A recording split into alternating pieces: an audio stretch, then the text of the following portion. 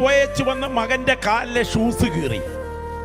പ്രാർത്ഥിക്കുന്ന ഈ അമ്മയുടെ മകൻ അമ്മയോട് പറഞ്ഞു, മമ്മി എനിക്കൊരു ഷൂസ് വേണം, പിള്ളേരെന്നെ കളിയാക്കും, അതുകൊണ്ട് പുതിയ ഷൂസ് വേണം. അമ്മ പറഞ്ഞു, മക്കളെ ഇപ്പൊ പൈസ ഇല്ല, എന്നാൽ ഞാൻ യേശു അപ്പച്ചനോട് പറയാൻ പോവുക, യേശു എനിക്ക് ഷൂസ് വാങ്ങിച്ചു തരും. അപ്പോൾ അമ്മ പറഞ്ഞൊരു മറുപടിയുണ്ട്. 10,000 കോടിക്കണക്കിന് ആളുകളുടെ വിഷയം കൈകാര്യം ചെയ്യാൻ യേശു തിരക്കിട്ട് പ്രവർത്തിക്കുന്നുണ്ട്, നിനക്ക് ചെരുപ്പ് വാങ്ങിക്കാനാ യേശുവിന് നേരം.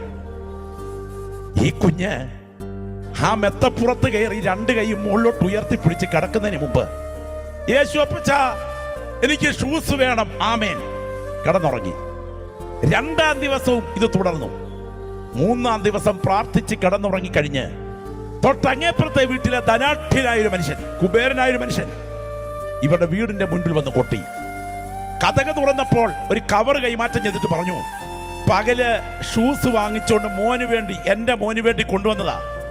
അവന് ഇട്ടു നോക്കിയപ്പോ ചേരുകയില്ല, തിരിച്ചു കൊടുക്കാൻ ഞാൻ പറഞ്ഞപ്പോ പെട്ടെന്ന് തോന്നി നിങ്ങളുടെ മോന് വേണയിൽ എടുത്തോളാൻ, വില കൂടിയ ഷൂസാ, കൊള്ളുമെങ്കിൽ എടുക്ക, കൊള്ളത്തില്ലേ കൊടുത്തു വിട്ടേ.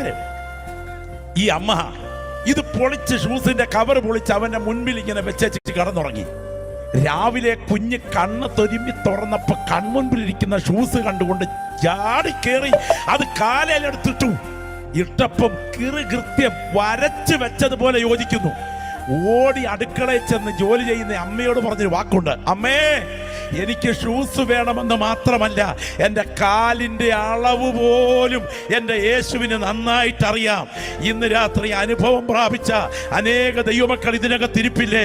അസാധ്യതകളുടെ നടുവിൽ, വഴികൾ അടഞ്ഞ അന്തരീക്ഷത്തിൽ, പ്രതീക്ഷകൾ അസ്തമിച്ചപ്പോൾ നിന്റെ വാഗ്ദത്തങ്ങൾ കൈവിട്ടു പോകും എന്ന് തോന്നിയ സമയത്ത് എൻ്റെ ദൈവം നിനക്ക് വേണ്ടി തുറന്ന അവൻ്റെ വഴികളെ ഈ രാത്രി ഓർത്താൽ നിനക്ക് എങ്ങനെ ദൈവസന്നിധിയിൽ ഇന്നത്തെ സ്തുതിയിൽ ഇരിക്കാൻ കഴിയും?